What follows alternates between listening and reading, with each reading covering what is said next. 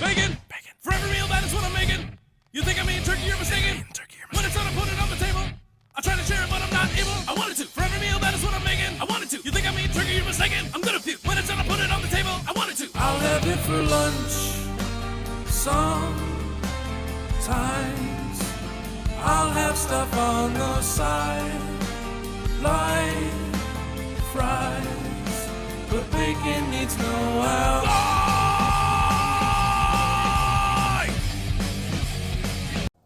Greetings and welcome back to Big Bacon's Bunker. I'm your host, Big Bacon. I don't know if you know this, but that's the bunker. Today we're going to be looking at the Star Wars Black Series, Bad Batch Season 1 Hunter. He was buried in the bottom of my loose box. Finally got to him, so I do believe this completes out the Season 1 base crew. There's still a couple that I don't have, but they're all the baddies. So sit back, relax, and enjoy the show.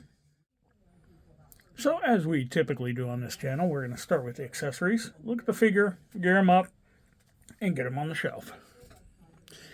The biggest accessory he comes with is his backpack. It is the same mold as some of the others we've seen before. Love all the detailed like rust spots that have been painted over and scratches, dents, dings.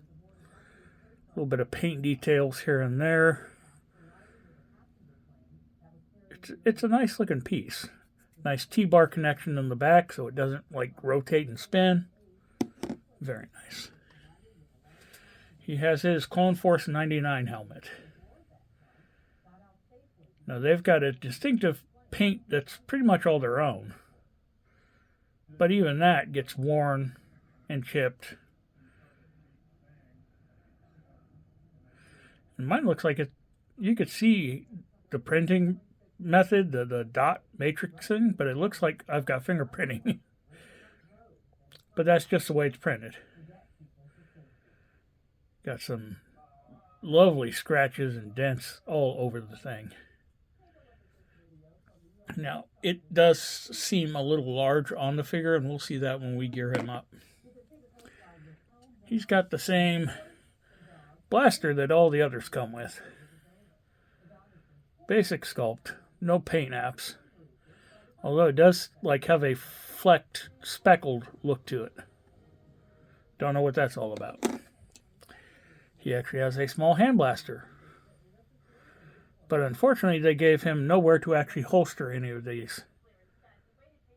Unlike some of the other figures. What they did give him a holster for is his vibroblade. Handle sculpted in the same material as the pistols. It's got that speckled look. Blade is painted in that metallic silver. Now, sculpt-wise, it's thick. There's no edging to it. But they did give it the electronic lining along the blade. That's pretty cool. Moving on to the figure itself. Now, normally I will sit here all day long and praise their ability to make the animated head sculpts look real world. In this case, I'm trying to think of the nice way of saying this. This guy looks like he was an extra on The Last of the Mohicans. He does not look like a clone. With the red band around his head, yeah, he's got the Clone Force 99 skull on it. The face tattoo, just the shape of it, the coloration, it doesn't look clone. What does look clone is this armor.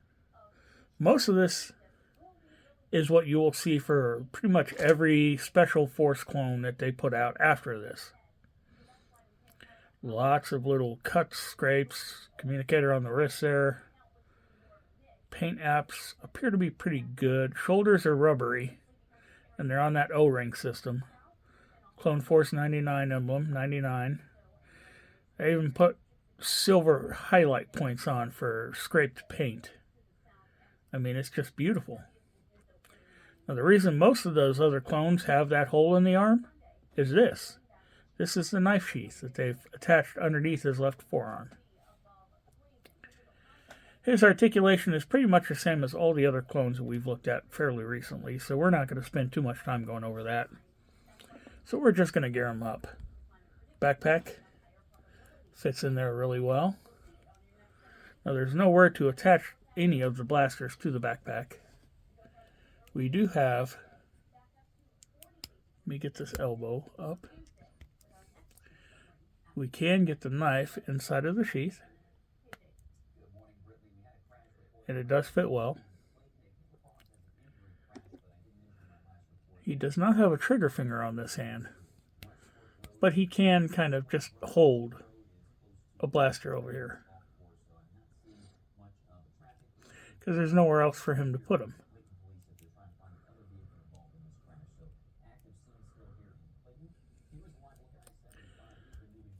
Also going to bring this one up. The bigger hand, we're going to put the bigger blaster in.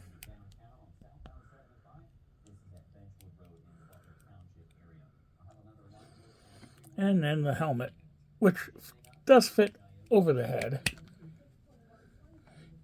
Hides the head pretty well. I mean, the hair kind of sticks out along the back. But how often do you display them facing backwards? Now, the helmet does look really large. But, I mean, without shrinking the head down to make it look small on the armored body, there's really no way around it. So, there we have them. What do you say we take a moment and get them on the shelf?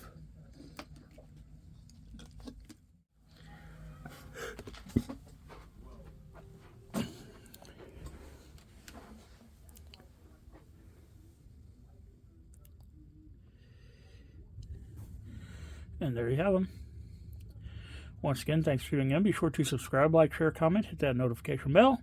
And it's time for Bacon's final thoughts. Big Bacon's final thoughts on Season 1 Hunter. Of the Season 1 figures, he's probably the bottom of my preference list. Something about the way the face is sculpted, with how bad that face tattoo looks. I don't know, it's just, it throws it off. Despite the fact that he's the basis for a lot of the bodies going forward, the Republic Commandos, it's just, something about it doesn't sit right. Don't get me wrong, it's still a good looking figure. It's just not my favorite of that series. So, thanks for tuning in. Until next time, don't do anyone I wouldn't do. Biscuits and gravy. Whoa, whoa, whoa, biscuits and gravy. Talking about biscuits and gravy. And that gravy's divine.